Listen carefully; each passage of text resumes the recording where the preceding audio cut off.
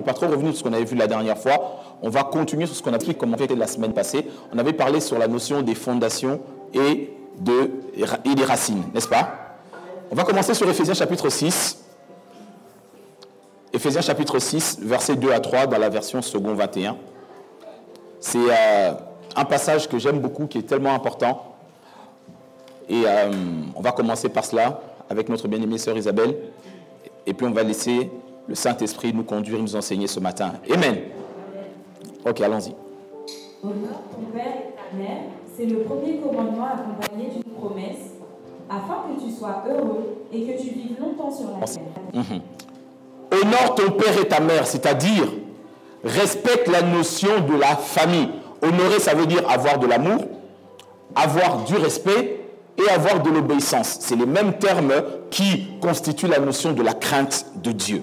Ok? Et le Seigneur, lorsqu'il donne les 10 commandements au peuple d'Israël au travers de Moïse, il y en a 5 qui concernent Dieu, les 5 premiers, et les 5 autres nous concernent nous dans nos rapports et dans nos échanges. Est-ce qu'on est ensemble?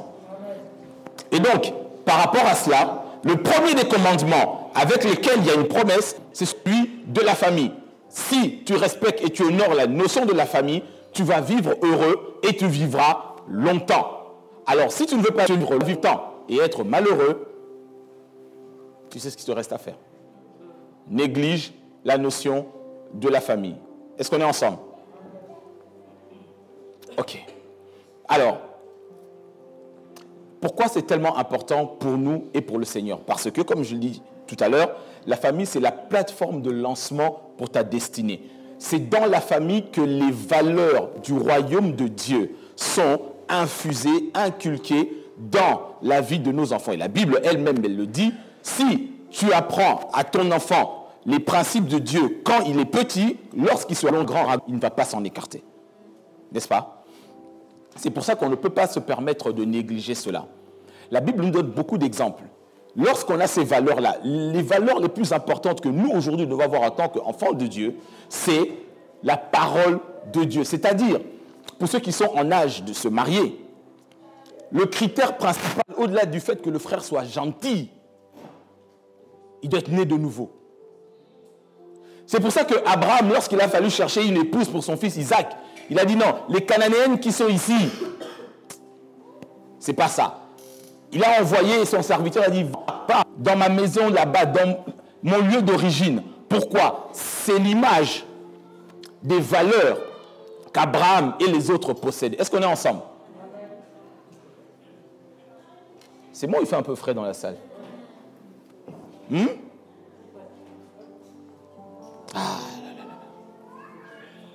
Bon, que le Saint-Esprit nous aide.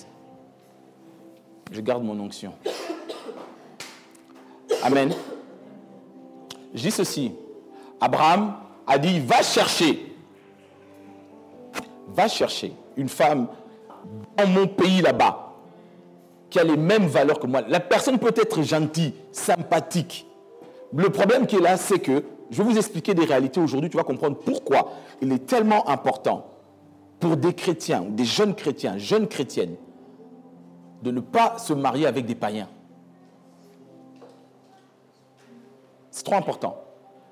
La gentillesse n'est pas un fruit de l'esprit. Il est sympa, encore moins la sympathie. C'est la bonté. Et la bonté, ça veut dire quoi bibliquement parlant? La bonté doit dire que tu portes du fruit conforme à ta nature.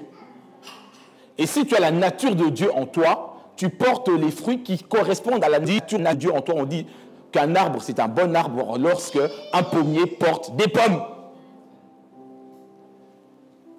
Est-ce qu'on est ensemble, peuple de Dieu? Alors, on est en train de travailler sur la notion des fondations. Et j'ai expliqué ceci la semaine passée, c'est que la Bible identifie les êtres humains à 2 choses. La première chose, à un édifice.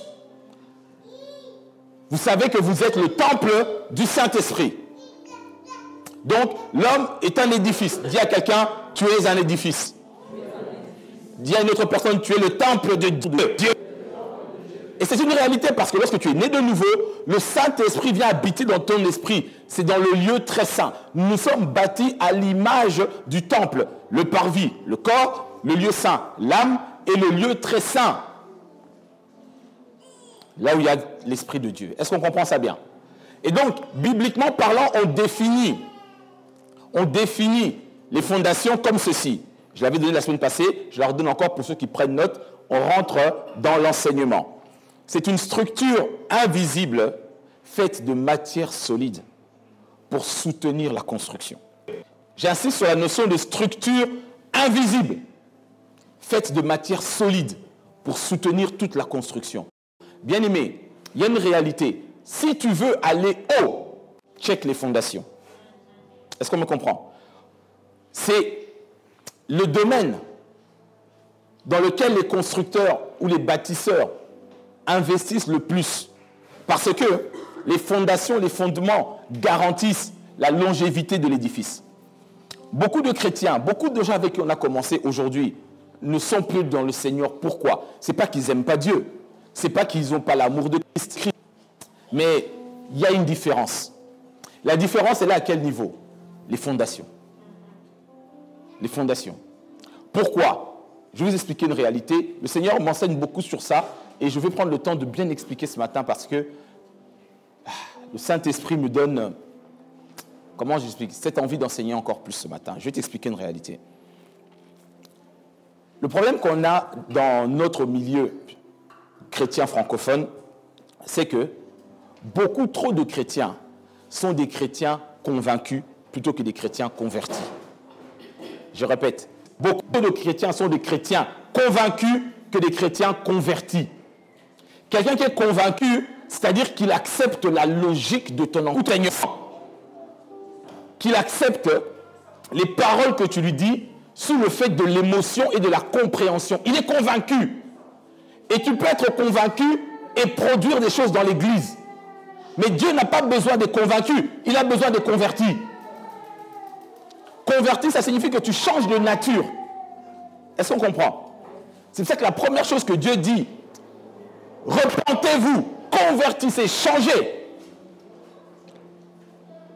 Beaucoup trop de chrétiens avec qui on a commencé et qui fonctionnent même dans nos églises sont des chrétiens convaincus. Mais le chrétien convaincu, lorsque le combat va arriver, lorsque les moments difficiles seront là, lorsque les tempêtes vont arriver, ta conviction, et lorsque tu vas te trouver en face de quelqu'un qui parle mieux que toi, qui argumente mieux que toi, tu vas commencer à douter. La foi ne fonctionne pas avec la conviction, la foi fonctionne sur la base de la conversion. Est-ce qu'on est toujours là? Amen, amen. Donc, notre fondation n'est pas basée sur notre conviction. Non.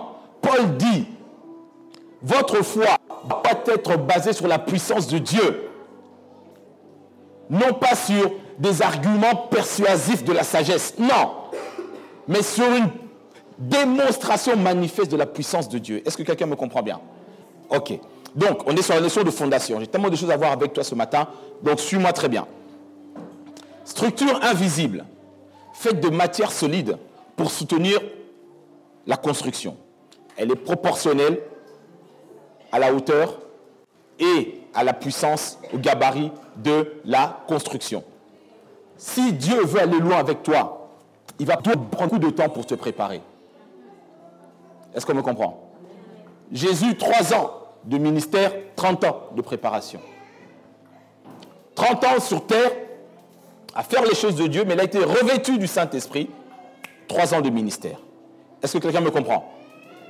Alors, on va lire ce passage que vous connaissez, Éphésiens chapitre 2, le verset 20 dans la version parole vivante. Éphésiens chapitre 2, le verset 20. Si tu as avec moi, est-ce que tu peux dire Amen? Ah, toi, Amen, mon dor, est-ce que tu peux dire Amen? Amen. Je reprends rapidement ces passages que j'avais donnés la dernière fois, et après on va rentrer dans le vif du sujet de ce qu'on va voir aujourd'hui. Vous êtes l'édifice que Dieu construit sur le fondement des apôtres, ses porte-paroles. Jésus-Christ en personne en est la pierre d'angle sur laquelle tout l'édifice s'aligne. La Bible dit que nous sommes l'édifice. Donc, qui dit édifice, dit construction. Qui dit construction, dit fondation. Est-ce qu'on me comprend? Vous êtes l'édifice que Dieu construit sur le fondement des apôtres.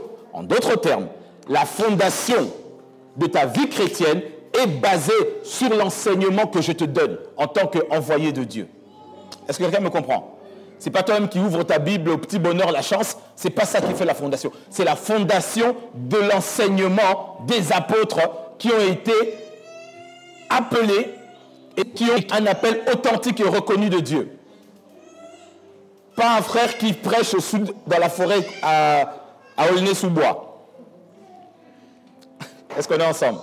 Même s'il explique bien, c'est le fondement qui est important. Le fondement des apôtres. Qui dit apôtre, dit église. Est-ce qu'on est toujours ensemble, peuple de Dieu? Et c'est Christ qui est la pierre principale. 1 Corinthiens chapitre 3, le verset 11.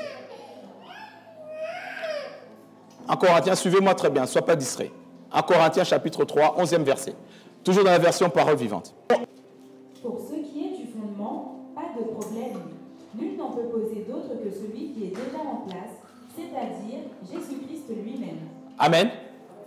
Fondement, c'est Jésus. Nous les apôtres, on fait le travail. Et quand tu lis ce passage, un peu plus haut, l'apôtre Paul dit, je travaille comme un architecte qui pose les fondations selon les règles d'art. Mais le fondement, la fondation, c'est Jésus-Christ. Est-ce qu'on me comprend? J'ai toujours dit, il faut se méfier des gens qui sont avec Dieu, Dieu, Dieu, Dieu à la bouche. Non, Christos, qui est Dieu, la parole de Dieu. Parce que le bouddhiste qui va te dire Dieu, pour lui, ça peut être Bouddha ou Krishna. Est-ce qu'on se comprend? Ok. C'est Christ qui est la fondation et le fondement. Alors, la Bible explique deux réalités. Une bâtisse, une construction, un temple, un édifice, c'est l'homme. Et la Bible nous compare aussi à un arbre. Et qui dit arbre dit racine. N'est-ce pas? Ok. Jérémie chapitre 17, versets 7 à 8, second 21. Là, vous l'avez remarqué, ceux qui étaient là dimanche dernier, c'est un petit récap que je fais, n'est-ce pas? Parce que c'est important de revenir sur ça. Je n'ai pas honte de revenir. On ne dit pas, oh, le pasteur, il ne sait plus quoi prêcher. Non, je radote pas. L'enseignement est basé sur la répétition. Est-ce qu'on me comprend? Ok. Jérémie 17, 7 à 8. Béni soit l'homme qui fait confiance à l'Éternel et qui place son espérance en lui. Il ressemble à un arbre planté près de l'eau et qui étend ses racines vers le cours d'eau. Il ne s'aperçoit pas de la venue de la chaleur et son feuillage reste vert. Ok. Donc, la Bible identifie l'homme à un arbre. Et qui dit arbre dit racine. L'important, si l'arbre a de mauvaises racines, portera de mauvais fruits. Vous vous souvenez de ça? J'avais expliqué encore cette réalité. Retiens bien cette image. Note-la, ceux qui étaient la semaine passée l'avaient déjà noté. Quand je parle de l'arbre, l'arbre représente la famille. Le tronc de l'arbre représente les parents. Les feuilles, c'est les enfants. Les fruits, c'est les résultats de la vie de ces enfants. Par contre, la racine de l'arbre représente les fondements ou les fondations. Je répète, l'arbre, c'est la famille. Le tronc, c'est les parents. Les feuilles, c'est les enfants. Les fruits, c'est ce que les enfants produisent, leur vie. Les racines, c'est les fondations. Très important. Par contre, qui dit arbre, qui dit racine, dit aussi sève. Est-ce qu'on se comprend? La sève, c'est le liquide qui coule à partir des racines. Parce que le but des racines, c'est quoi? C'est de stabiliser les fondations et de nourrir. Et la sève qui coule, c'est ça qui porte la vie. Nous, en tant qu'enfants de Dieu, la sève qui coule au-dedans de nous, c'est le Saint-Esprit. Est-ce qu'on se comprend? Tout arbre, toute personne a des racines et des fondations. Maintenant, il s'agit d'identifier quelle est la sève qui coule. Amen, amen. Et les fruits que produit ta vie, en réalité, sont la démonstration de la sève qui coule au-dedans de toi. Et j'aime à dire que les fruits, c'est la sève sous une autre forme. Amen. Romains chapitre 11, verset 16.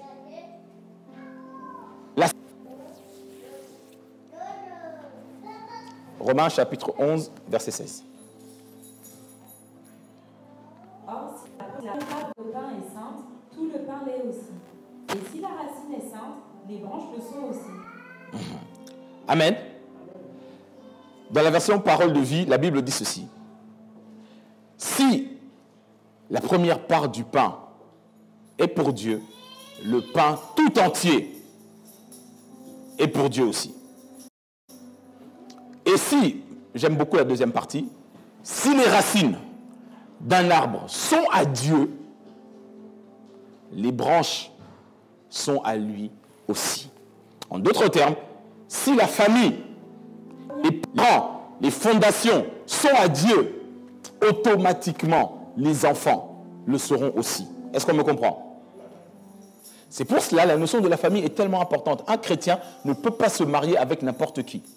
Un chrétien ne peut pas bâtir sa vie avec n'importe qui, ni n'importe comment. Non, parce qu'il y a des enjeux trop importants là-dessus. Alléluia.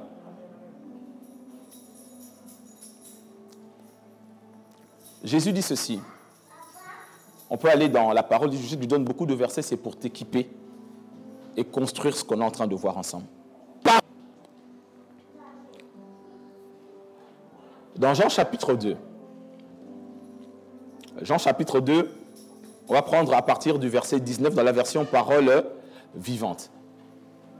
La Bible explique une réalité sur laquelle on va vraiment commencer à rentrer en profondeur sur ce que nous sommes en train de voir. Que dit la parole? Démolissez ce temple, répondit Jésus, et en 3 jours, je le relèverai. Jésus dit qu'on doit démolir le temple que tu es. En réalité, quand il parle de temple, il parle des fondations. Lorsque Adam et Ève ont péché, tout homme, toute personne qui arrive sur cette terre, même si elle est gentille comme Mère Teresa, mais qui n'est pas plantée en Christ, ses fondations sont quelque part entachées. Est-ce qu'on me comprend? C'est pour ça que Jésus dit, on doit le détruire, parce que les fondations ne se réparent pas. Dans ta maison, dans ton immeuble, il peut y avoir un problème de toiture, de porte, de fenêtre ou autre. Ça se manage. Mais s'il y a des problèmes de fondation, les pompiers vous mettent tous dehors. Même si tu as investi 1 million dans ton appartement, on va te mettre dehors. C'est pour ça que le Christ, si tu veux aller loin, on doit détruire cela et lui, il va rebâtir ça en 3 jours. On continue le texte. Verset 20. Comment répartira-t-il? Voilà 46 ans qu'on travaille à la construction de ce temple, et toi, tu serais capable de le rebâtir en 3 jours? Dis avec moi 46. Et j'ai expliqué la semaine passée que le chiffre 46, quand tu divises par 2, ça fait combien? 46 divisé par 2, ça fait combien? 23. Et le chiffre 23 représente quoi? Les chromosomes. Les chromosomes du père et de la mère. 23 plus 23 égale 46. En d'autres termes, les chromosomes représentent ton héritage, tes racines et tes fondations. N'est-ce pas? Et Jésus dit ça doit être retravaillé pour pouvoir aller loin. Et il explique, il dit en 3 jours. Pourquoi? Parce que le temple est divisé en 3 parties. Lorsque tu es né de nouveau, ça commence par ton esprit, ça arrive dans ton âme, et ensuite le travail commence. Jusque-là, c'est bon? J'aime bien reprendre un petit peu pour qu'on puisse y aller tranquillement. Maintenant, le message du jour, c'est comment changer la fondation. Je vous ai expliqué que tu peux aimer Dieu, tu peux servir le Seigneur, mais des fois tu ne comprends pas. Certaines faiblesses, certains échecs sont récurrents dans ta vie, où tu plafonnes à un certain niveau.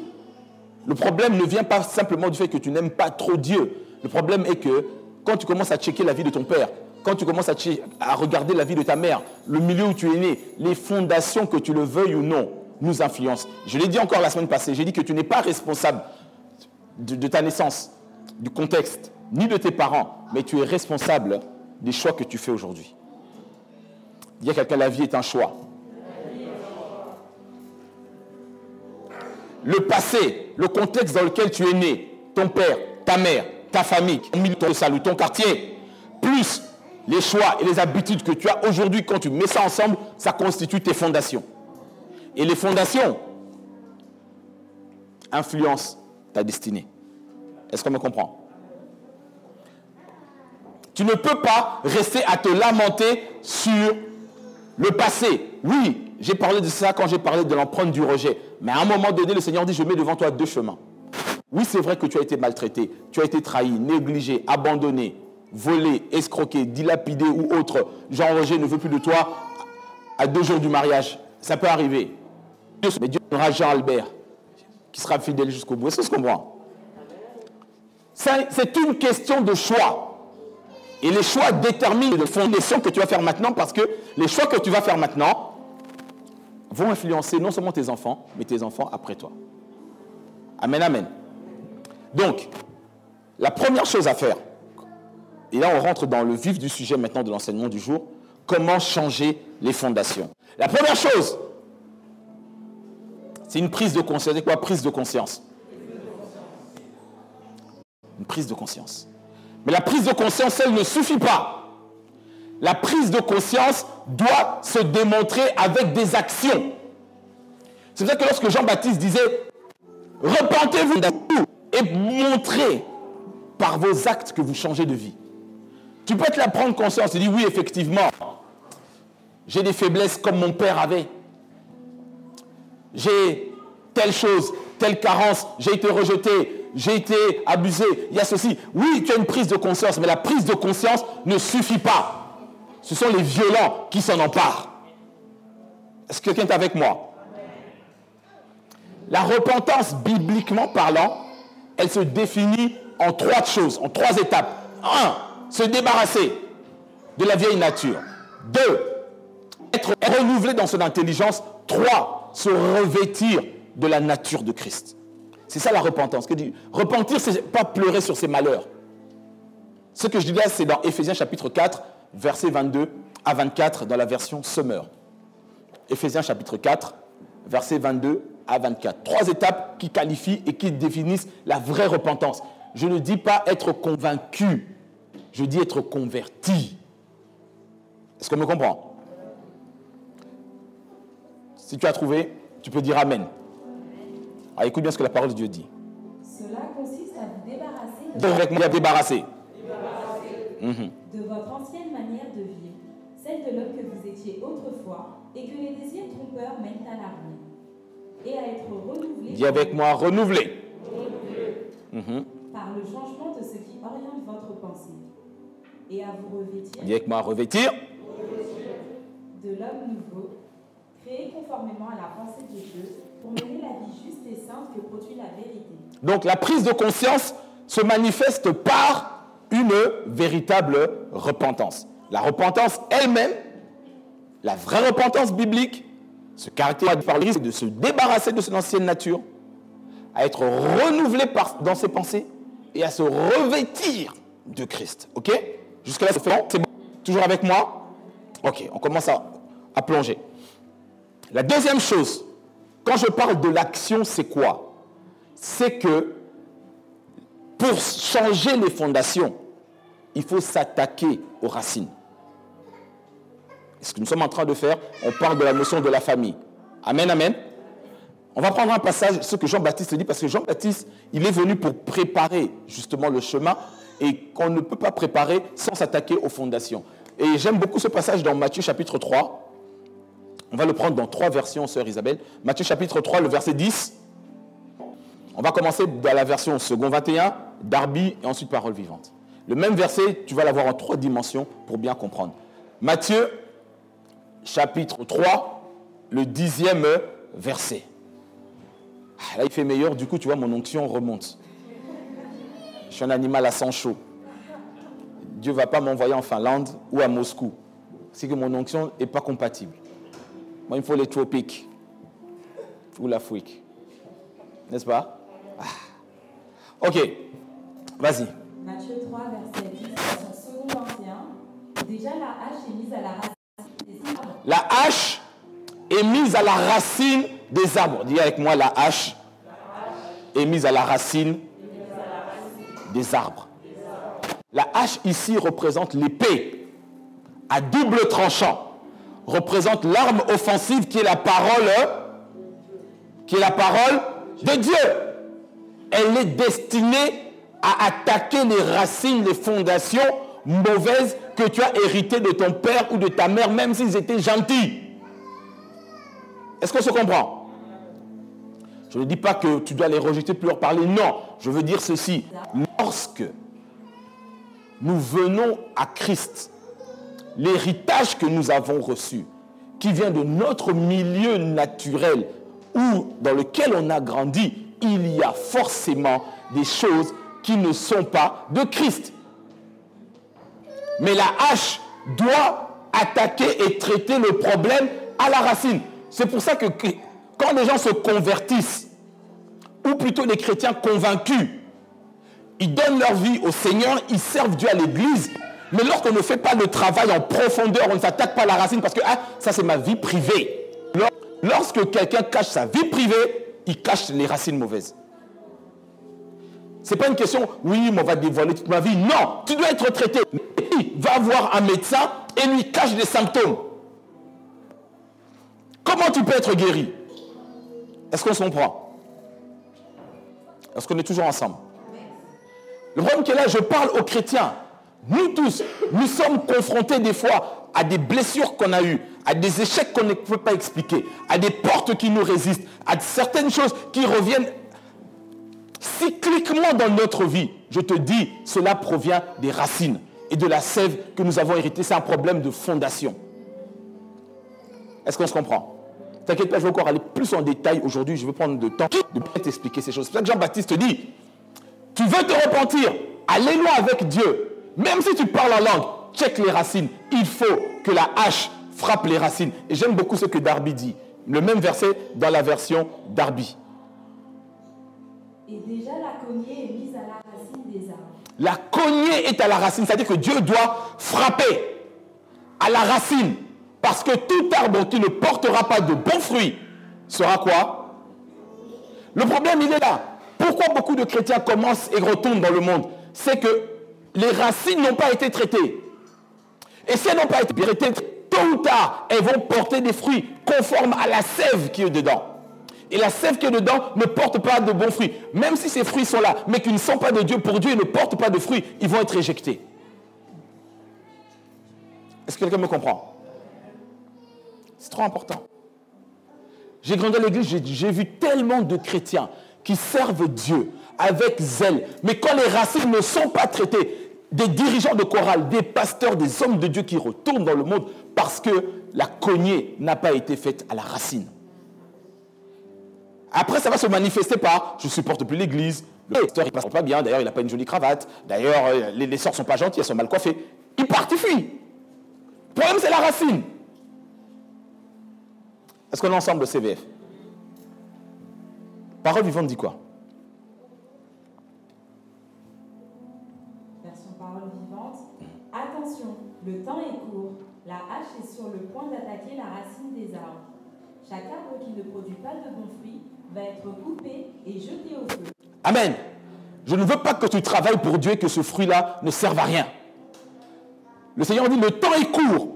En d'autres termes, fais attention, gagne du temps. Tu n'as plus le temps de flémarder. Ceux qui ne sont pas franciliens ne peuvent pas comprendre. Est-ce que je me suis? Tu n'as pas le temps de flémarder, de vivre dans tes états d'âme. La Bible dit, le temps est court. En d'autres termes, il faut être productif. Il faut avancer dans les choses de Dieu. Le temps est court. La hache est sur le point d'attaquer les racines des arbres. En d'autres termes, nous rentrons en 2021, mais nous devons faire un travail de profondeur, de fondation et de racines. Sinon, tout ce que tu fais n'aura servi à rien. Est-ce que le peuple de Dieu est toujours avec moi ce matin? Et donc, prendre conscience, se mettre en action, c'est les préambules. Maintenant, on va rentrer dans notre texte de base. Comment changer concrètement les fondations. Ok? On va aller dans... C'est un texte que vous connaissez bien, mais je veux te l'interpréter et te l'expliquer d'une manière que tu n'as jamais entendue. C'est dans Ézéchiel chapitre 16. On va commencer à partir du 2e verset. On va aller jusqu'au verset 6 dans la version second 21, sœur Isabelle. Fils de l'homme, fais connaître à Jérusalem ses pratiques abominables. Tu diras, voici ce que dit le Seigneur, l'Éternel, à Jérusalem. Par ton origine et ta naissance, tu es du pays de Canaan. Ton père était un Amoréen et ta mère une Hittite. Dis avec moi, origine. Le Seigneur dit, par ton origine, ta naissance, ça joue déjà un rôle. Est-ce qu'on me comprend? Il parle à Israël. Israël, c'est l'Église. En d'autres termes, que tu viennes d'Afrique, du Japon, d'Amérique ou autre, pour le Seigneur, c'est important. C'est une donnée que tu ne peux pas te permettre de négliger. Beaucoup de gens disent, oui, il suffit de se convertir. D'ailleurs, toutes choses sont passées, toutes choses sont devenues nouvelles. Eh non, tonton, il faut checker. Est-ce qu'on se comprend? Le Seigneur regarde les fondations et les origines. Donc il dit, par ton origine, par ta naissance, tu appartiens à la terre de Canaan. La terre de ton origine a une influence sur toi, que tu le veuilles ou non. Pourquoi? Parce que la terre fait partie de nous. C'est-à-dire, le tiers de notre constitution est fait de la terre. Et comme la terre parle, la terre joue un rôle, la terre peut bénir et la terre peut maudire, que tu le veuilles ou non, la terre a une influence sur ta destinée. Et cette influence-là doit être traitée. C'est pour ça que Dieu, il appelle Israël, il dit, regarde bien l'origine de ton père, regarde l'origine de ta mère. Je ne veux pas rentrer sur Cananéen, Hittite, ce n'est pas le point du jour, mais simplement, je appuie sur la notion de l'origine. Tu dois savoir. Est-ce qu'on est ensemble? On continue. À ta naissance, le jour où tu es né, ton cordon ombilical n'a pas été coupé. Tu n'as pas été lavé dans l'eau pour être purifié, ni frotté avec du sel, ni enveloppé dans des lampes. Personne n'a porté sur toi un regard de pitié pour te faire une seule de ces choses, par compassion pour toi. Au contraire, tu as été jeté dans les champs le jour de ta naissance parce que tu provoquais le dégoût. Je suis passé près de toi et je t'ai aperçu en train de te débattre dans ton sang. Alors je t'ai dit, vis dans ton sang. Je t'ai dit, vis dans ton sang. Amen. Ce texte nous explique les 4 étapes qu'il faut pour changer les fondations. Dieu explique, il dit, j'ai vu Israël, j'ai vu ton origine. Lorsque tu es né, il y a 4 choses qui doivent être faites et tu dois checker que cela doit être fait dans ta vie pour t'assurer que tes fondations sont bonnes. Quel que soit ton âge, quelle que soit ton origine, quel que soit du continent duquel tu viens. C'est universel. Est-ce qu'on se comprend? La Bible explique ici, il y a 4 choses, nous allons les voir les unes après les autres. Rassure-toi, on ne les verra pas toutes aujourd'hui. La première chose, il dit, lorsque tu es né à ta naissance, personne n'a coupé le cordon ombilical. Donc le cordon ombilical doit être coupé. Amen. Tu peux reprendre le verset 4, s'il te plaît. à ta naissance, le jour où tu es né, ton cordon ombilical n'a pas été coupé. Tu n'as pas été lavé dans l'eau pour être purifié. Deuxième étape, laver dans l'eau pour être purifié. Troisième étape, Ni frotté avec du sel. Ni enveloppé dans des lampes.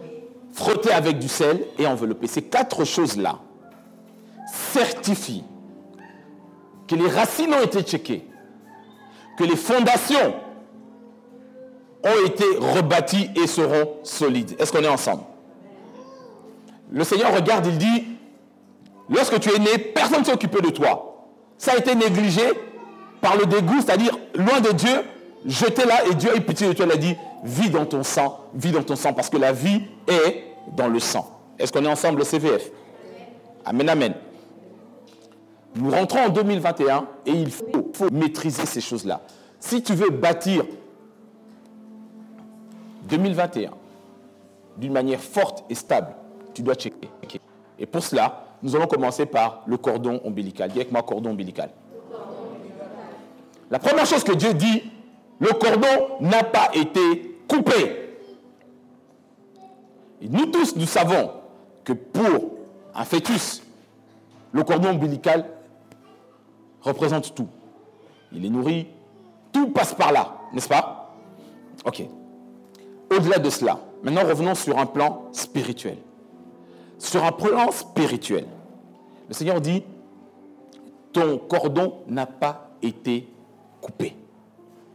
On est tous ici, et je l'expliquais la semaine passée, derrière les racines, les fondations, il y a un esprit. Cet esprit, c'est la sève, n'est-ce pas?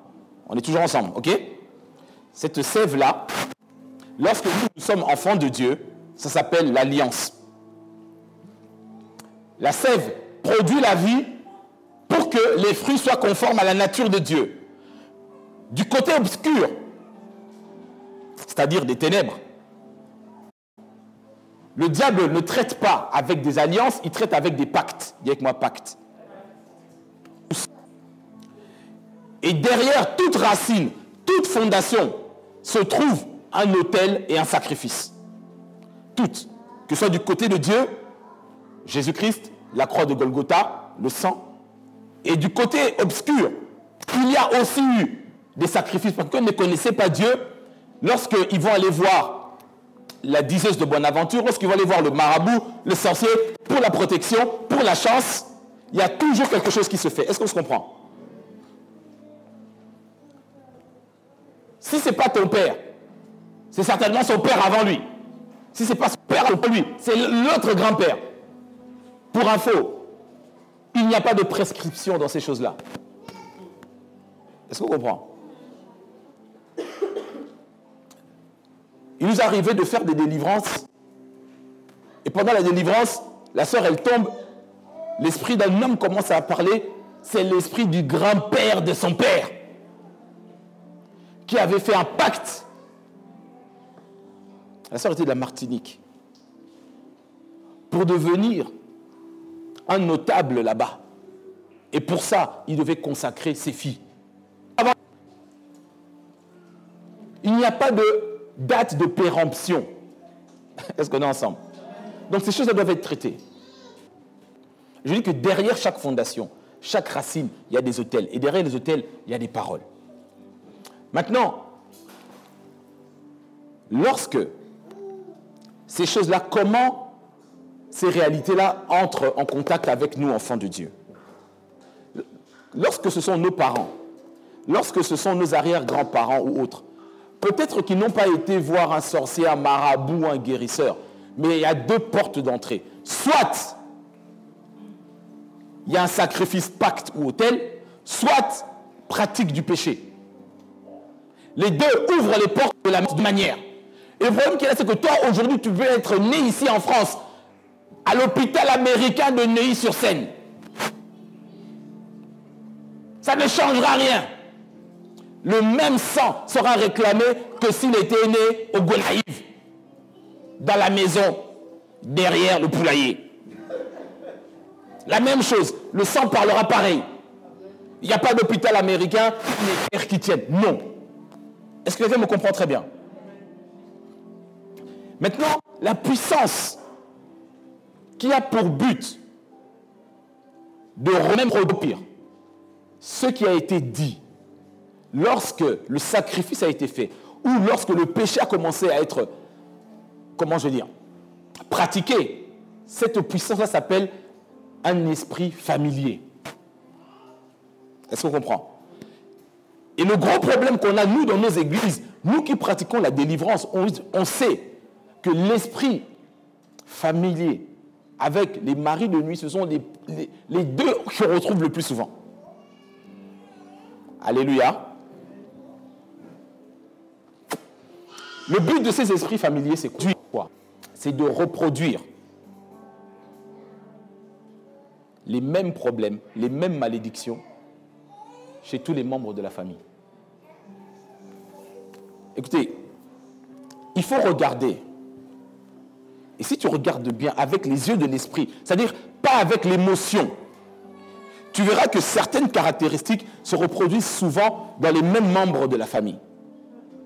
Pourquoi? À cause de l'esprit familier.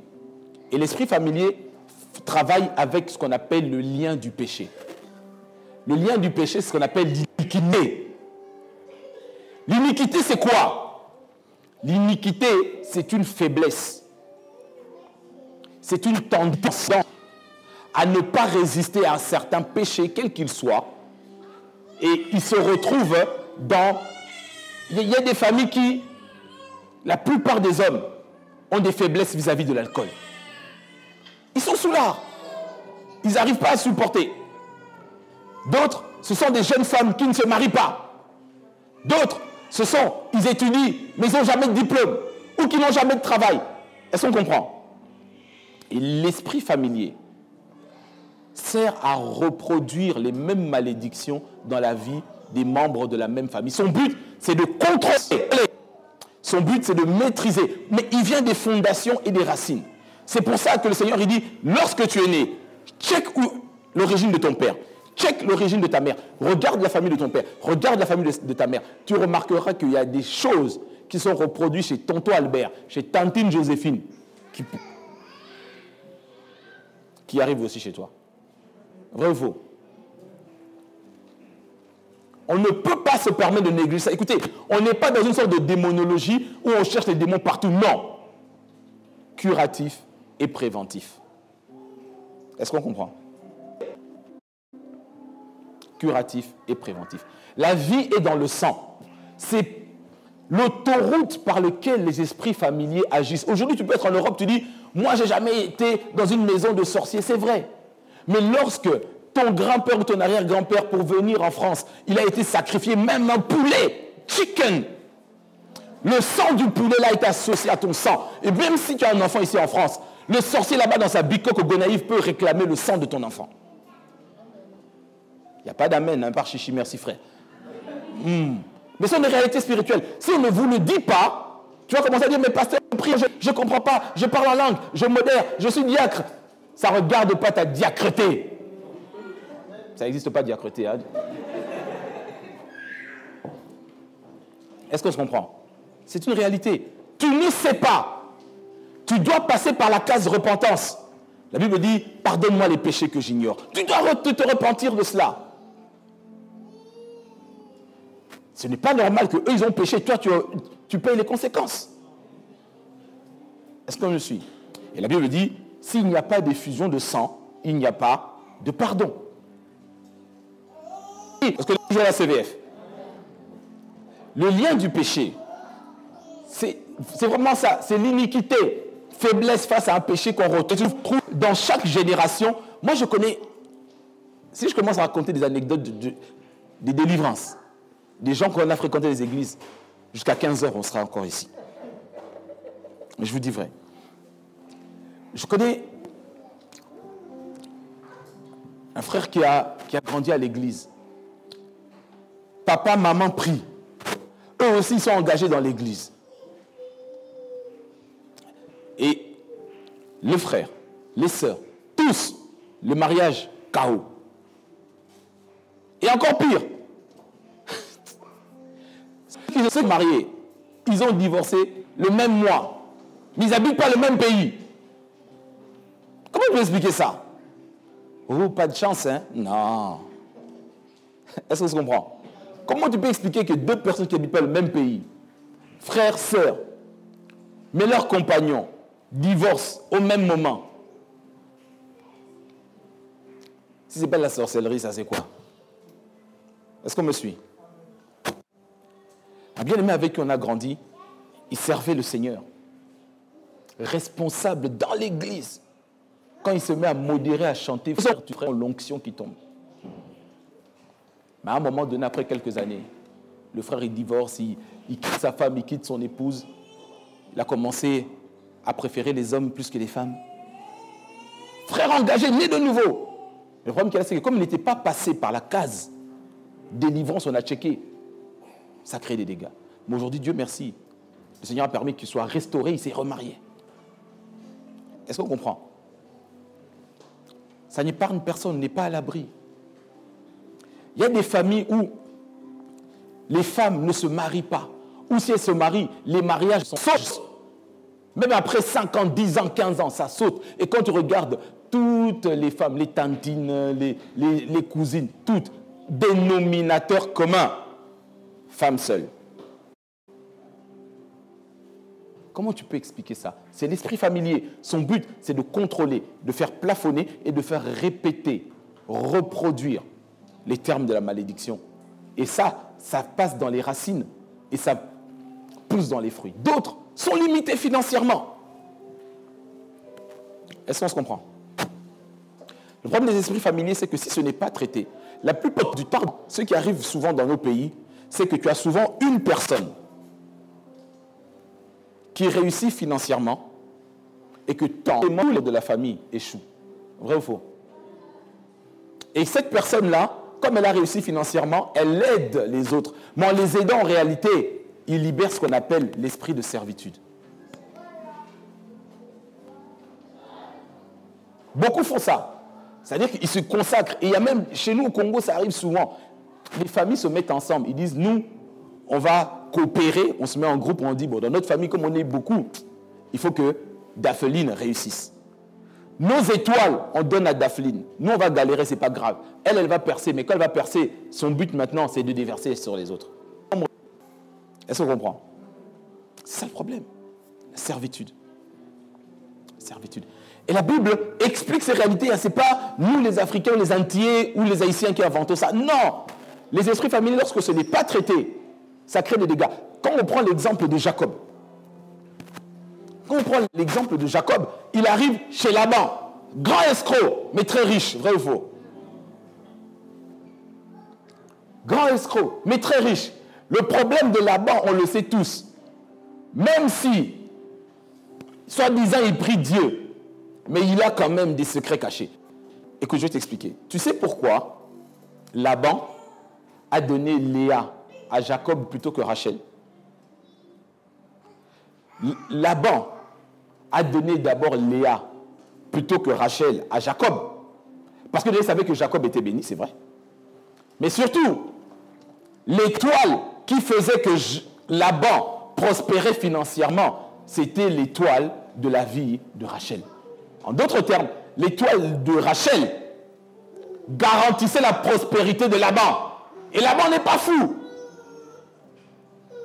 Il dit, épouse d'abord la grande. Il a maquillé ça en disant, chez nous, on épouse d'abord la grande sœur. C'est faux. C'est pour son business. La preuve en est que lorsque Rachel apparaît pour la première fois dans la Bible, elle s'occupait des brebis de son père. Est-ce qu'on comprend? Et c'est Rachel qui garantissait le succès financier de Laban.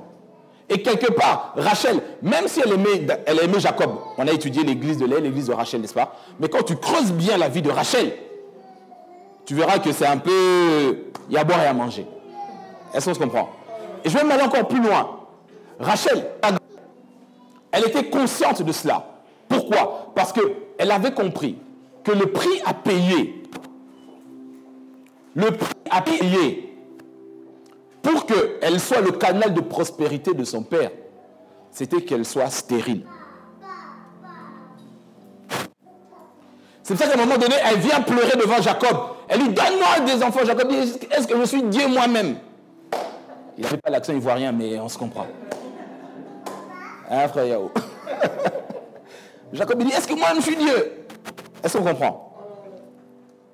Parce que Rachel savait, bien qu'elle aimait Jacob, et c'est vrai qu'on enseigne sur Rachel et Jacob comme amour, église, Christ. Mais quand tu creuses bien, tu verras que le véritable problème de la vie de Rachel, c'était l'esprit familier. Et je vais même aller encore plus loin. Lorsque Rachel quitte maintenant la maison de son père avec Jacob, qu'est-ce qu'elle fait? Elle prend les fétiches. Elle les prend. Et on sait tous qu'à la base, les femmes n'avaient pas le droit de toucher aux fétiches, c'est les hommes. Mais Rachel avait le droit. Et là-bas, grand escroc et grand devin dit, hey, mes fétiches sont partis haut. Là, il y a un problème. Il a commencé à courser Jacob, n'est-ce pas? Mais ces esprits familiers-là ont coûté la vie à Rachel. Parce que lorsque Jacob, je dis, la personne qui a volé ses fétiches doit mourir, on sait tous que Rachel est morte plus tôt que prévu. N'est-ce pas? Et la preuve en est que même quand elle était en train de mourir, son enfant, elle a appelé Ben-Oni, c'est-à-dire le fils de ma douleur. Jacob a dit non, on change la fondation, on ne l'appellera pas Ben-Oni, on l'appellera Benjamin, le fils de ma droite. Est-ce qu'on est ensemble? On va aller dans la parole de Dieu, juste te démontrer comment ces esprits familiers-là agissent dans la vie des chrétiens. Si on ne gère pas ça bien et qu'on ne travaille pas ça, commence à checker. Tu verras qu'il y a certaines tares, certaines lacunes, certaines barrières qui arrivent dans ta vie et qui ont été les mêmes dans la vie de tes tantes, de tes cousines ou de tes grands-parents ou des autres bien-aimés. Tu dois avoir des yeux comme des projecteurs. Comme ça, scanne, IRM. Ne laisse rien passer. Sinon, tu vas vivre une vie chrétienne où tu vas être épuisé et tu mourras avant l'heure. Parce que tu auras trop de combats inutiles. Est-ce qu'on est ensemble? Je parle des fondations, je parle de la famille. Ça ne sert à rien de faire miroiter les fleurs, les raisins de Canaan si on ne traite pas les choses à la racine. Dieu identifie l'homme à une construction buxtis ou à un arbre. Et quand on dit arbre, on dit racine. Est-ce qu'on est ensemble? Le psaume 109, dans la version second 21. Le psaume 109, dans la version second 21. On va commencer à partir du premier verset. J'avais pris le temps d'expliquer ça un peu plus en détail à Nikao vendredi, n'est-ce pas? Mais c'était juste une intro. Je vais prendre le temps de te démontrer encore ce matin ce que le Seigneur enseigne sur ce passage. On est donc dans le psaume 109. On va commencer à partir du premier verset. David y parle et il dit ceci, vas-y. Dieu que je célèbre, ne te tais pas, car le méchant et les trompeurs ouvrent la bouche contre moi. Ils me parlent avec une langue mensongère. Ils m'enveloppent de discours haineux et me font la guerre sans raison. Donc David ici parle de méchant. Il dit Dieu, à un moment donné, il faut que tu parles. Et j'aime bien, il dit, ne te tais pas. Écoute-moi bien. Dieu parle au travers de ta bouche. Est-ce qu'on comprend? Tu dois dire ce que Dieu dit pour te sortir des situations contraires de ta vie. Ce matin, je parle et j'explique le phénomène des esprits familiers. Et j'ai regardé dans la Bible, j'ai checké, j'ai étudié et je me suis rendu compte que le psaume 109 résume l'action des esprits familiers et tu vas le voir comme dans un... Comment je vais dire? Radio, télévision, je ne sais pas comment expliquer. Est-ce qu'on se comprend? Et il dit ceci. On est au verset 4. Alors que je les aime, ils sont mes adversaires. Mais moi, je recours à la prière. Ils me rendent le mal pour le bien et de la haine pour mon amour. Donc, David ici explique, il dit, moi, j'ai des bons sentiments. Et ça parle beaucoup plus des gens qui sont dans la famille. Est-ce qu'on se comprend? Il dit, moi, je suis bon pour eux, je prie pour eux. Mais eux, ils ont des paroles de malédiction contre moi. Il dit, quand tu relis le verset 2, il dit, le méchant et le trompeur ouvrent la bouche contre moi.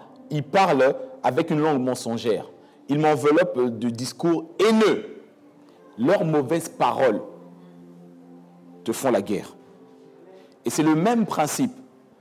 Le péché, je vais donner un exemple par exemple, le péché de l'impudicité qui peut se trouver dans la famille de ton père parle contre toi. Est-ce qu'on comprend? C'est du même principe que Jésus disait, Simon, Simon, Satan te réclame. Parce que les alliances, la traçabilité de ton père te réclament. Est-ce qu'on me suit? Et des fois, tu ne comprends pas, tu as certaines faiblesses. C'est là où je parle du lien d'iniquité, du lien de péché. C'est à ce niveau-là. Que tu le veuilles ou non, que tu sois gentil ou pas, jolie perruque, talon ou pas, ce n'est pas ce problème. Je l'ai dit, que tu sois né à Neuilly-sur-Seine ou au Gonaïves, ils te réclament de la même manière. Est-ce qu'on est toujours ensemble? Je parle des esprits familiers, comment ils empoisonnent la vie des enfants de Dieu. Et les familles, ça part des racines et des fondations. Alors, maintenant, regarde bien la suite. On est maintenant au verset... Tu peux prendre le verset 4, s'il te plaît. Alors que je les aime, ils sont mes adversaires. Mais moi... Ce qu'on va faire sur Isabelle, on va prendre la version parole de vie, s'il te plaît. La version parole de vie, à partir du verset 4. Je préfère partir sur parole de vie et je vais développer. Verset 4. J'ai de l'amitié pour eux. En échange, ils m'accusent, mais moi, je prie pour eux. Ok, maintenant, suis bien. Ce qui va se passer dans les versets suivants, il y a 12 points qui relèvent les 12 actions des esprits familiers contre les enfants de Dieu. Est-ce qu'on est ensemble? Dis avec moi 12 points. Dis avec moi 12 actions. Je te garantis qu'en checkant les 12 actions qui vont venir, tu vas reconnaître des symptômes que tu vois dans ta maison, dans ta famille ou dans ton entourage. Que tu le veuilles ou non, on est tous là-dedans. Écoute, je peux affirmer aujourd'hui en tant que pasteur et avec beaucoup d'années maintenant dans le service, dans toutes nos familles, on trouve des sorciers. Je dis vrai. Que ce soit en Europe, dans toutes. Pourquoi? C'est simple. Le diable n'est pas omniprésent. OK? Donc, il a besoin de points relais, points d'antenne. Il n'est pas comme le Saint-Esprit. Il doit passer par des gens. Et dans nos familles, tu trouveras toujours quelqu'un qui aura pactisé, qui sera rentré dans une maison de vie, et on se voit l'autre. Tout ça, ça ouvre des portes. Que tu le veuilles ou non. Est-ce qu'on se comprend? Maintenant, regarde bien ceci. On est au verset 6. Voici ce qu'ils disent contre moi. Choisissons un homme mauvais pour l'attaquer. Qu'un accusateur se tienne à sa droite. Ok. Premier point, c'est ça. Il dit, choisissons un homme mauvais pour l'attaquer. Un accusateur, n'est-ce pas? L'accusateur, en grec, se dit diabolos. Ça veut dire quoi? Ça veut dire qu'il décide de désigner un esprit qui sera toujours à ta source pour accuser et dire et libérer des mauvaises choses qui vont arriver sur ta vie. Est-ce que quelqu'un me comprend? Puis, l'accusateur, c'est le diable. Diabolos en grec. Et ça, c'est la première chose qu'il fait. Choisissons un homme mauvais pour l'attaquer, qu'un accusateur se tienne à sa droite et il parle contre lui. Ça, tu peux noter, c'est le premier point. Je vais te donner 12 caractéristiques de l'esprit familier et tu verras qu'on est tous là-dedans. Ça veut dire quoi? Ça veut dire que quelque part, quand tu veux avancer, tu veux progresser, ces esprits-là rappellent, ils ramènent à la réalité des choses invisibles censées t'attaquer et se reproduire dans ta vie et dans la famille. Le but de ces esprits-là, c'est contrôler, maîtriser, freiner la destinée de quelqu'un. Est-ce qu'on est toujours ensemble, peuple de Dieu? Ah, il n'y a plus d'amen. Vous êtes toujours là? Ok. Premier point. Choisissons un homme mauvais pour l'attaquer. Qu'un accusateur se tienne à sa droite. Ensuite. Quand il sera jugé, qu'il soit condamné. Stop. Quand il sera jugé, il sera condamné. En d'autres termes, tu postules pour un travail, tu es condamné à échouer. Tu montes un dossier, ça ne percera jamais. Vous ne connaissez pas des gens qui sont comme ça dans la famille? Si. Moi, j'en connais plein. Je ne vais pas dire les noms. Mais j'en connais, il faut checker. Ça, ce sont des choses qui sont libérées contre nous. C'est-à-dire que quand tu seras jugé, quand tu vas commencer à dire ou à faire quelque chose, ça va échouer. Les gens du monde appellent ça la malchance. Nous, on n'appelle pas ça la malchance. Est-ce qu'on est toujours ensemble? Troisième point. Écoute bien la suite. Que sa prière soit considérée comme une offense faite à Dieu. Troisième point, c'est que ces esprits-là travaillent pour que tu te sentes coupable. Tu as toujours l'impression que tu offenses Dieu et tu seras toujours loin de l'Église. Ce sentiment de culpabilité ne vient pas de Dieu. C'est une des formes du rejet, n'est-ce pas? Ok. Quand tu pries, tu as l'impression que tu déranges Dieu, que Dieu ne t'accepte pas, que Dieu est toujours fâché contre toi. C'est faux. Dieu t'aime. Est-ce qu'on se comprend? On continue. Il ne doit pas continuer à vivre. Ah ah. Il ne doit pas continuer à vivre.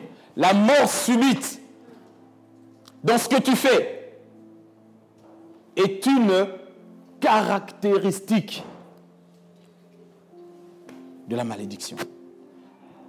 Dieu dit, honore ton père et ta mère afin que tu vives longtemps. Et Dieu n'est pas de Dieu. Il y a des gens que je connais dans leur famille où les hommes ne dépassent jamais 50 ans. Ils ne dépassent jamais 50 ans. Maladie, machin, autre. D'autres c'est 60, d'autres c'est 70. Check, tu verras. On va te dire, oui, mais non, c'est la faute à pas de chance. Non, il n'y a pas de faute à pas de chance, frère. Il y a des familles où tu retrouves 4, 5 personnes qui meurent du même cancer. Inexplicablement. Ils ne doivent pas vivre longtemps. Est-ce qu'on est ensemble? Et quand ces gens-là rentrent dans des pactes et que ces esprits-là familiers commencent à travailler contre nous, ça libère ces actions-là. Il y en a 12. Là, on est au 4e point. ensuite, continue. Qu'un autre le remplace dans son travail. Dès que tu commences à bosser, on te dit, n'est-ce pas? Tu passes ta vie de CDD en CDD. Depuis 10 ans, tu es en CDD, frère. C'est pas normal. Tu montes ta boîte, ça dure que 6 mois. Chaque année, faillite et tu reconstruis. Que quelqu'un d'autre te remplace dans ton travail. Vous postulez, c'est toujours les païens qu'on choisit. Je t'ai toujours dit, et je le répète, à compétence égale, c'est nous, enfants de Dieu, qui devons avoir la supériorité. Est-ce que quelqu'un me comprend? Il y a des malédictions comme ça. Regarde, tu as des cousins qui n'arrivent jamais à exercer le travail à cause de ça. Ensuite. Que ses fils deviennent orphelins. Ah ah. Que ses fils deviennent quoi? Orphelins, et que sa femme devienne veuve.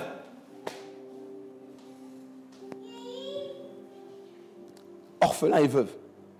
Ça veut dire mourir physiquement, mais ça veut aussi dire mourir émotionnellement, sentimentalement.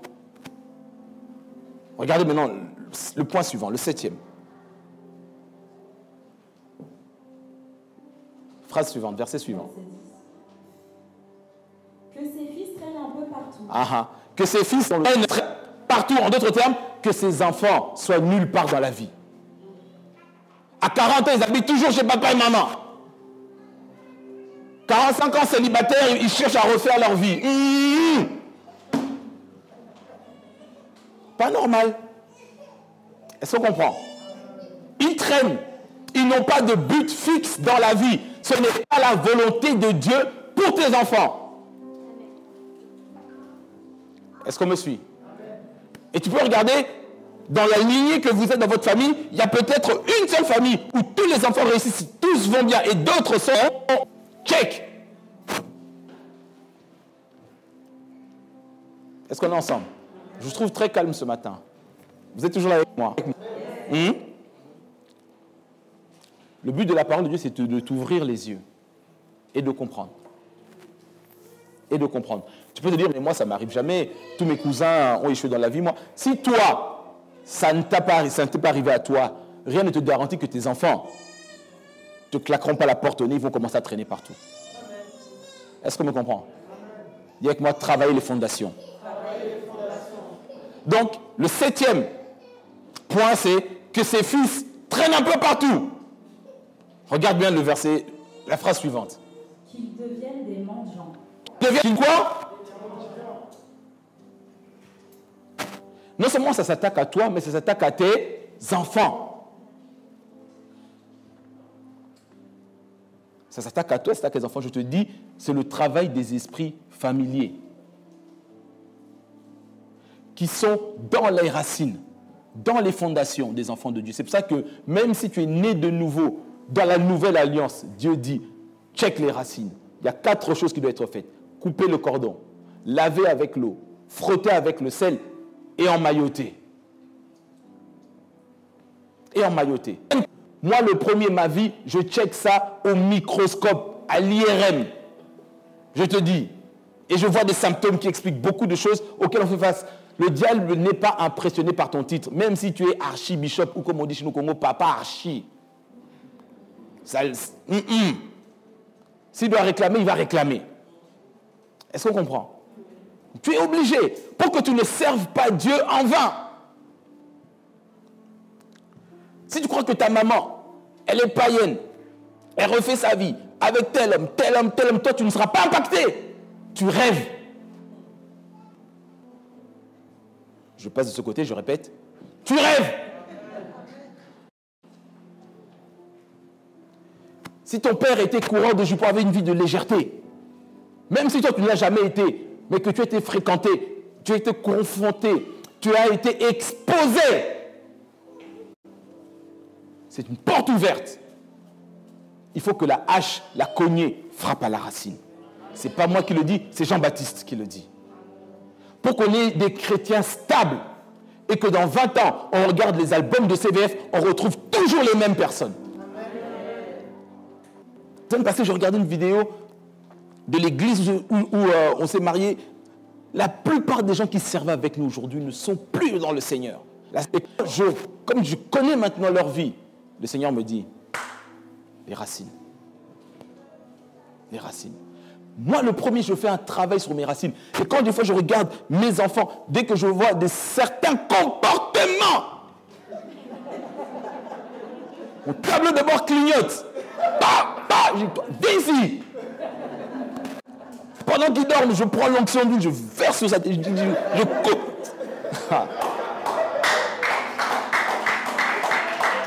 Mais oui, c'est la vérité. C'est la vérité, tu dois le faire. Quand la sphère de la chambre de tes enfants, quand ils ne sont pas là, tu rentres là, tu imposes les mains au mur. Déjà, tu ne sais pas le locataire qui était là avant, tu ne sais pas. L'immeuble qui a été bâti là, même s'il est neuf, comme on dit, brand new, tu ne sais pas les sacrifices qui ont été faits sur des fondations là, tu ne sais pas. Tu ne sais pas. Non, tu ne sais pas. L'autre jour avec Midnight Cry, avec maman Didier Bishop, c'était il y a quelques mois qu'on avait fait pour prier pour la maison. C'était à 1h du matin. Je suis sorti. J'ai mis l'onction d'huile sur toute la maison. Je suis descendu au parking, au sous-sol de ma voiture. J'ai fait l'onction d'huile. Je suis allé devant la rue, sur le numéro. J'ai mis l'onction d'huile. Qui vient de me chercher? Non mais attendez, si nous on le fait, tu crois qu'ils ne le font pas? Eh, faut arrêter, hein. Si nous on le fait, tu crois qu'ils ne le font pas? Tu rentres quelque part, tu as une nouvelle voiture. Amène ton offrande, l'homme de Dieu, impose ses mains dessus. Surtout que nous, on achète toujours d'occasion, donc tu ne sais pas qui était avant.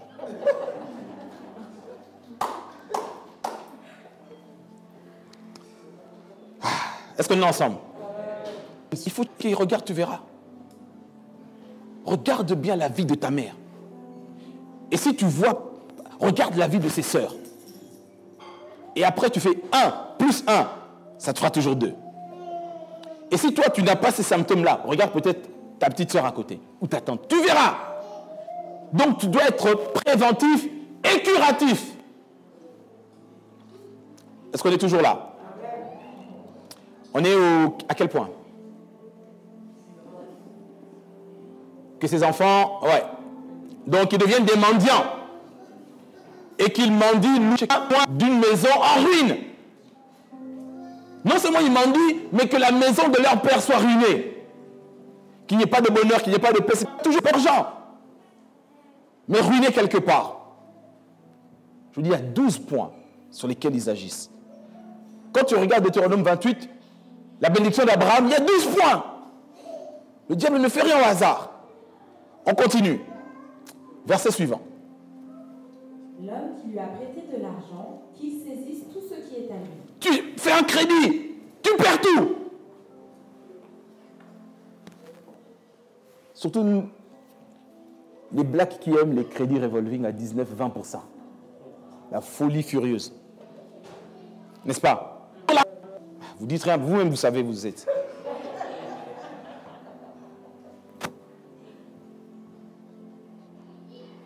Il dit, si tu empruntes de l'argent, celui à qui tu as prêté, il vient, il te prend tout. Tu commences à survivre, tu deviens un esclave. La Bible dit, celui qui a emprunté est l'esclave de celui qui a prêté. Et dans la bénédiction d'Abraham, Dieu dit, tu prêteras, tu n'auras pas toi-même besoin d'emprunter. Tu ne comprends pas. Tu fais un crédit, peut-être normal pour ton appartement, une maison, mais dès que tu as fait ça, tu perds le travail. Et ensuite, on te prend l'appartement, tu viens de dit, Banque de France.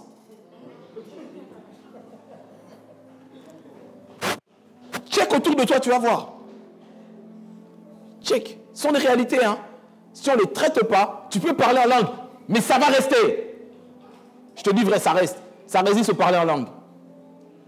C'est des saletés qui doivent être détruites par le sang de Jésus. Est-ce qu'on est ensemble, peuple de Dieu? Donc, s'il prête quelque chose à quelqu'un, on lui prend tout. Donc ça, c'est le 9e point. On continue. Que des étrangers prennent ce qu'il a gagné. Donc, tout ce que tu fais, tu gagnes de l'argent. Je vais expliquer ça qu'on comprenne bien. Ça, ce verset, non, je vais descendre pour bien t'expliquer. Relis la phrase, sœur Isabelle. Que des étrangers prennent ce qu'il a gagné. Que des étrangers prennent ce que tu as gagné, ça veut dire quoi? C'est-à-dire que le problème que nous avons, on parle d'économos, d'accord? Ça veut dire quoi? Ça veut dire que tu gagnes 1 000 € et tu t'achètes un sac Chanel à 999 €. Est-ce qu'on me suit? Je parle aux black people. Est-ce qu'on est ensemble? La mauvaise gestion des ressources que Dieu te donne, tu les donnes aux étrangers. Tu donnes aux étrangers. C'est-à-dire que tu t'achètes des choses qui ne sont pas utiles. Elles sont bonnes. J'ai toujours dit que tu dois prendre des choses de qualité, mais pas au détriment de ta vie. Et que tu n'aies pas d'économie, c'est pas normal. Le paraître, le bling-bling là, c'est pas normal. Ça, c'est une malédiction. C'est une malédiction. Qu'on voit nos bien-aimés dans leur voiture, avec des atteintes, quand ils passent dans la rue, tout le monde tremble. N'est-ce pas?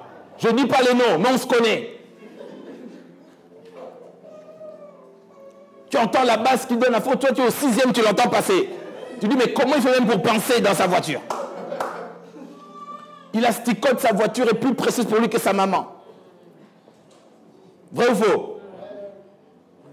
Ce qu'il gagne, part aux étrangers. Il travaille, il économise, il fait des heures sup, il dit, quand je vais descendre cet été, ça va chauffer. Mais alors qu'ici, il y a des relances et des huissiers. Franchement, tu es maudit si tu continues à vivre comme ça.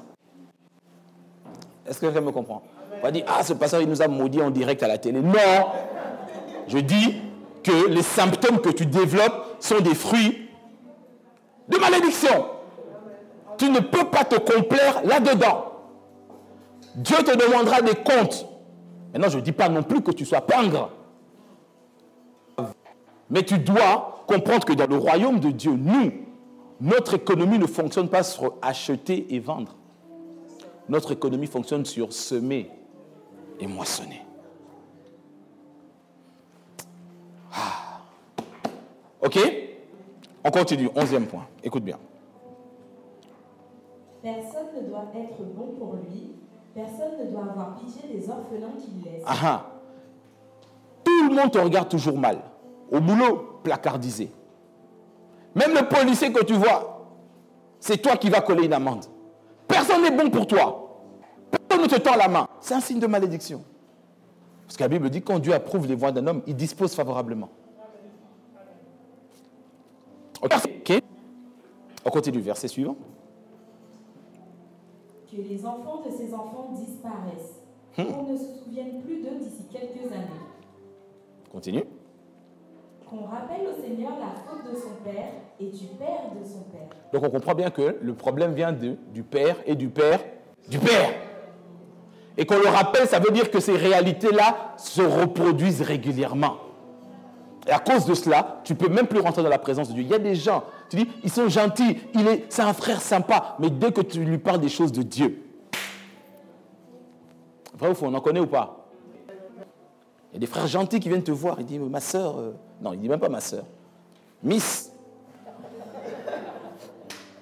Et toi, tu le trouves gentil, sympa, mais dès que tu lui dis dimanche, Dieu, église. Les sœurs, je peux avoir quelqu'un amène.